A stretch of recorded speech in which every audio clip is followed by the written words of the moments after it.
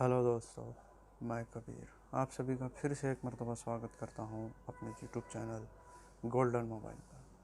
आज हम आपके लिए लाए हैं सैमसंग S8 प्लस। सैमसंग का S8 प्लस, S9 और S9 प्लस, ये चारों मॉडल के डिस्प्ले एक जैसे ही होते हैं, बस इनके साइज़ थोड़ी सी अलग अलग रहती है। कुछ वक्त पहले जब ये मोबाइल नए थे तब इनकी ग्लास वगैरह चेंज करना बड़े झमेले का काम था। इसके लिए मोबाइल होता था 40-50 हज़ार का, और ग्लास चेंज करने के लिए लाख, सवा लाख या 2 लाख तक का फ्रीज़र लेना पड़ता था। लेकिन अब तकनीक ऐसी नहीं है।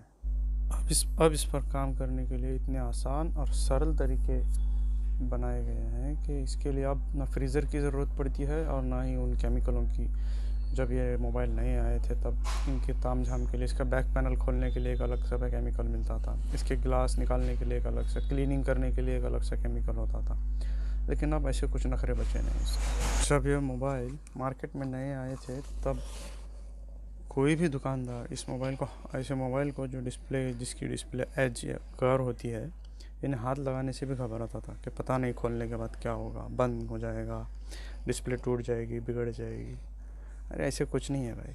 TFT और LCD पे जो बंदा काम करता है ग्लास पंचिंग का, उसके लिए एज बनाना भी कोई मुश्किल काम नहीं है। आज इसमें कुछ बातों का ध्यान रखना है, जैसे तेज़ी नहीं करनी है, जल्दी नहीं करनी है, फिर कौन से मॉडल के लिए कौन सी कटिंग वायर इस्तेमाल करनी है, फिर ग्लास निकालने के लिए किस मॉडल को कितने टेम्परेचर पर हीट करना है, कौन सा सेपरेटर इस्तेमाल करना है, कटिंग वायर डालने का तरीका क्या है, ग्लास काटने का तरीका क्या है, फिर क्लीनिंग किस केमिकल से करनी है, फिर क्लीनिंग कैसे करनी है, फिर डिस्प्ले सेपरेट कैसे करना है, ग्लास कैसे फिट करनी है, पंचिंग कैसे करना है।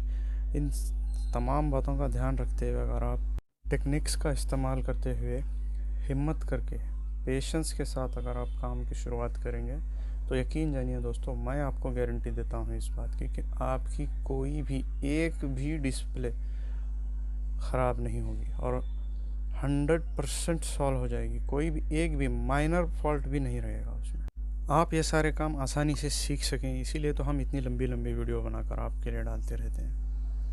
आपको अगर ये सारे तरीके सीखने हैं तो हमारे चैनल को सब्सक्राइब ज़रूर कीजिए, ताकि हम जो भी वीडियो अपलोड करें वो आप तक पहुँचे और आप हर वो नई तकनीक जिसके ज़रिए से हम कॉम्बो बनाते हैं वो आप तक पहुँचे और आप भी अपना काम बड़ी आसानी से जारी रख सकें।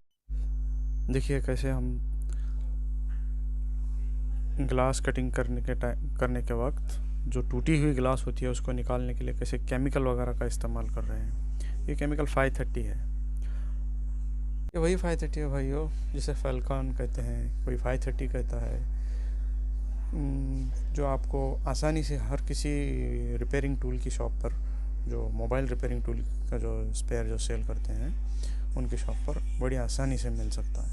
और इस डिस्प्ले को जो S8 प्लस है, ये जैसे अभी S8 हो, चाहे S8 प्लस हो, S9 हो, S9 प्लस हो, नोट 8 तक का डिस्प्ले भी आपका जो होता है उसके लिए, नोट 8 नोट 9 तक भी आप कटिंग वायर जो इस्तेमाल करते हो 0.03 नंबर वाली जो कटिंग वायर आती है उससे आप बड़ी आसानी से अपना ये डिस्प्ले का ग्लास कट कर सकते हो। वैसे जो TFT के लिए जो कटिंग वायर इस्तेमाल होती है जो 0.05 है, उस वायर से भी आप काट सकते हो, लेकिन इसमें डिस्प्ले डैमेज होने की चांस होती है, डिस्प्ले पे लाइन भी आ सकती है, डॉट भी आ सकता है। तो इसके लिए जो भी सेफ्टी प्रिकॉशंस हैं इस काम में, उसको आप अगर फॉलो करेंगे तो यकीन जानिए दोस्तों कि आपकी कोई भी डिस्प्ले हो नहीं बिगड़ेगी। ये डिस्प्ले बिगड़ने की सबसे बड़ी वजह यह होती है कि ये डिस्प्ले हार्ड पन्नी वगैरह की नहीं होती, ना इसके पीछे कोई प्लास्टिक लगी होती है और ना ही कोई टिन वगैरह कुछ लगी होती है जैसे TFT डिस्प्ले के पीछे लगती है हमारी। ये प्लास्टिक डिस्प्ले होती है, इसे पेपर डिस्प्ले या प्लास्टिक डिस्प्ले कहते हैं। देखिए जैसे हम इसको उठा रहे हैं पन्नी, हार्ड पन्नी से, तो देखिए ये कैसे मुड़ रही है। इसको आप कितना भी मोड़िए इसको कुछ नहीं होगा, लेकिन आप ये ट्रायल मत कीजिए, जब आपका हाथ पक्का हो जाएगा तब आप देखिए कि ये मुड़ेगी या नहीं मुड़ेगी। ये 530 फेल्कॉन जो केमिकल आता है ना दोस्तों, ये ग्लास का काम करने वाले बंदों के लिए ये बिल्कुल ऐसा दोस्त है, इतना फ़ायदेमंद केमिकल है ये कि ये किसी भी डिस्प्ले को नुकसान नहीं पहुंचाता है। बस इसका इस्तेमाल आना चाहिए। आप चाहे TFT पे इस्तेमाल करो, LCD पे करो, LED पे करो, या फिर एज कर्व पे करो, किसी पे भी करो, बस इसको इस्तेमाल करने के तरीके और सलीके पता होने चाहिए। देखिए हम कैसे डिस्प्ले को फ्रेम से अलग करते वक्त केमिकल का इस्तेमाल कर रहे हैं। आप अगर बगैर केमिकल के डिस्प्ले उठाएंगे तो भी उठ जाएगी, लेकिन डिस्प्ले पूरी बिगड़ी हुई मिलेगी आपको, जिसमें लाइन भी आएगी, डॉट भी रहेंगे। या फिर पूरी डिस्प्ले अगर सही सलामत निकल भी गई तो जब बनेगी तब उसमें उतनी सफाई और क्लैरिटी नहीं रहेगी, यानी उसमें लहरें जैसी दिखेंगी। तो इसके लिए केमिकल का इस्तेमाल ज़रूर करें। लेकिन जो ये पार्ट है, जो निचला वाला जो हिस्सा होता है इसका, यहाँ पर इसका मेन कनेक्शन होता है, जो डिस्प्ले की स्ट्रिप रहती है, जो कनेक्टर होता है ना, तो उसे बचा कर और संभाल कर निकालना है।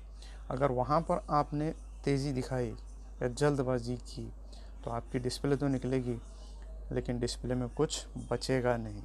तो इसके लिए आपने पहले डिस्प्ले का जो कनेक्टर होता है वो कहाँ है ये देखना है। आप दाहिनी तरफ है या बाईं तरफ है, यानी राइट साइड है या लेफ़्ट साइड है, या आप देखें। फिर उसके बाद अपनी पन्नी को उसमें डालकर केमिकल का इस्तेमाल धीरे धीरे बड़े प्यार से और आसानी से करें। आपने ये काम बड़े प्यार से करना है दोस्तों, इसमें ज़ोर ज़बरदस्ती कुछ भी नहीं चलती। इसमें पेशेंस बहुत ज़रूरी है। आप इसे जितना वक्त देंगे ये उतनी अच्छी बनेगी। आप इसमें जितनी जल्दबाजी करेंगे वो उतनी जल्दी बिगड़ेगी। कर्व डिस्प्ले का काम ऐसा है दोस्तों कि इसमें जो कस्टमर, जो ग्राहक होता है, वो मुंह मांगी कीमत देने पर तैयार होता है, लेकिन बस उसका काम उसके लिए सेटिस्फाई होना चाहिए। आप ऐसा सफाई और क्लीननेस वाला काम करके दो कि आप अगर डिस्प्ले ग्लास चेंज करके डिस्प्ले जब रिटर्न करोगे कस्टमर को, तो कस्टमर को एहसास ही ना हो इस बात का कि इस मोबाइल की ग्लास बदली गई है। वीडियो पूरा एंड तक देखना दोस्तों। वीडियो के आखिर में जब ग्लास पंचिंग होने के बाद में मोबाइल ऑफ में भी और ऑन में भी जब मैंने क्लीननेस दिखाई है, वो आप देखना कि कैसी फिनिशिंग है, कैसी फिटिंग है। पंचिंग करने के बाद, डिस्प्ले निकालने के बाद डिस्प्ले की क्या कंडीशन है, पंचिंग के बाद क्या कंडीशन है, ग्लास बिठाने के बाद क्या कंडीशन है, ऑन में कैसे दिखता है, ऑफ में कैसे दिखता है। आप देखिए कि बिल्कुल नया कंपनी का जैसा डिस्प्ले होता है, बिल्कुल वैसा ही डिस्प्ले।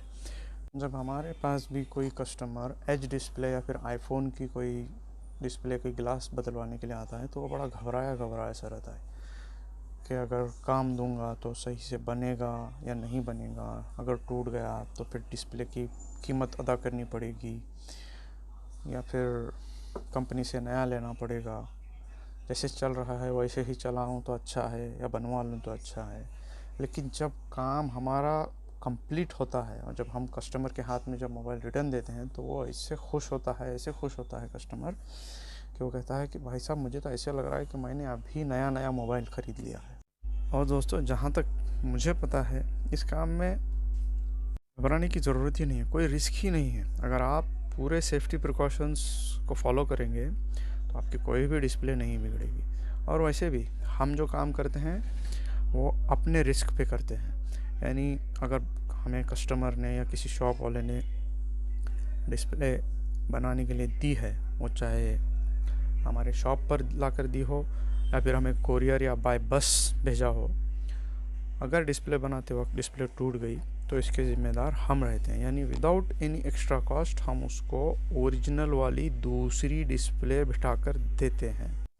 आप जो भी काम करते हैं सिर्फ पैसों के लिए काम अगर करते हैं तो काम सही से होगा या नहीं होगा इसकी गारंटी तो मैं नहीं लूँगा। लेकिन आप अपने काम को अपना पैशन बनाइए, अपना शौक़ बनाइए, फिर देखिए कि आपकी डिस्प्ले, एक भी डिस्प्ले नहीं बिगड़ेगी, एक भी काम नहीं बिगड़ेगा। चाहे कोई हार्डवेयर की फील्ड वाला बंदा हो, जैसे मदरबोर्ड का काम करने वाला हो, या फिर कोई सॉफ्टवेयर वाला बंदा हो, या फिर डिस्प्ले बनाने वाला कोई बंदा हो, आप अपने काम को अपना पैशन मानिए।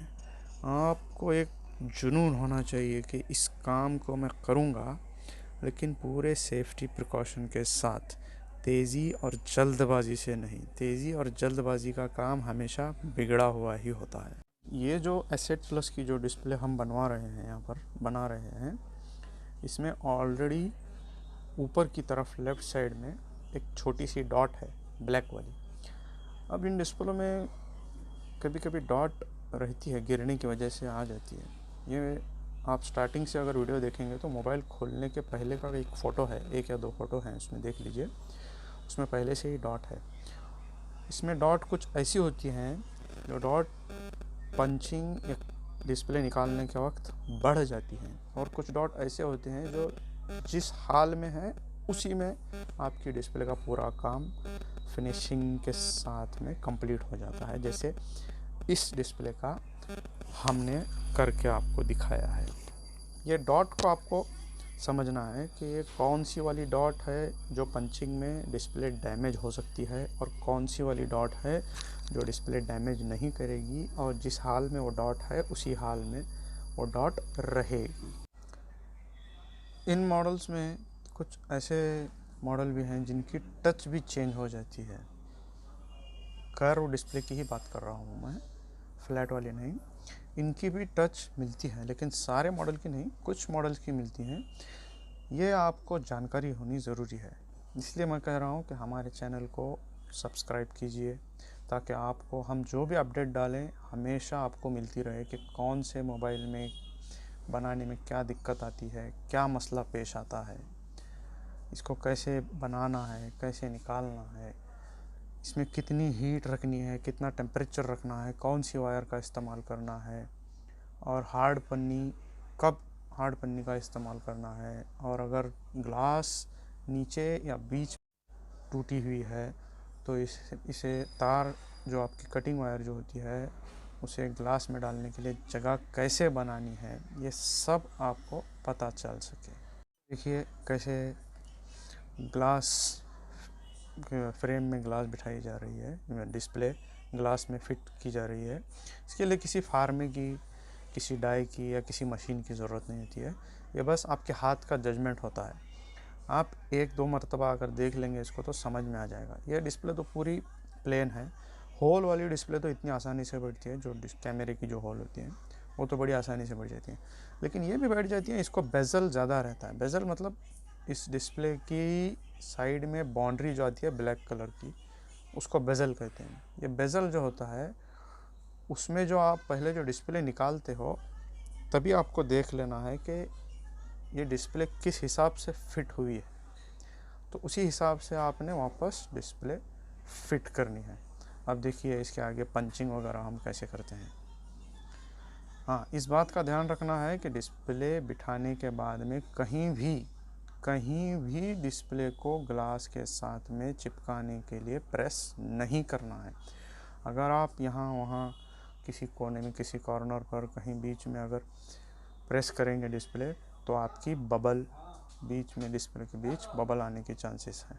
और बबल में भी कैसा है, 2 टाइप के बबल होते हैं। एक होता है जो बबल रिमूवर में डालने के बाद में बबल निकल जाते हैं, कुछ जल्दी निकलते हैं तो कुछ टाइम से निकलते हैं, लेकिन कुछ बबल ऐसे होते हैं जो लॉक हो जाते हैं, उन्हें लॉक बबल कहते हैं। जो आप लंबे टाइम तक बबल रिमूवर में रखेंगे तो निकल जाएंगे, फिर थोड़ी देर के बाद, कुछ मिनटों या घंटों के बाद में वापस आ जाएंगे। इससे डिस्प्ले तो बन जाएगी, काम भी करेगी, लेकिन वो क्लीननेस और वो सफाई नहीं रहेगी, इससे जिसकी वजह से आपका कस्टमर सेटिस्फाई नहीं आएगा। आपको मशीन की सेटिंग, प्रेशर और पंचिंग के लिए क्या चीज़, कौन सा रबर, कौन से डिस्प्ले के लिए कौन सा रबर इस्तेमाल करना है, ये जानना ज़रूरी है। देखिए दोस्तों, काम फिनिश होने के बाद में आप हमारे काम की फिनिशिंग देखिए। हर डिस्प्ले हम ऐसी ही फिनिशिंग के साथ बनाते हैं, और हम ये चाहते हैं कि आप भी ऐसी ही फिनिशिंग के साथ काम करें। तो चलिए दोस्तों, अब फिर मिलेंगे एक और नई वीडियो के साथ।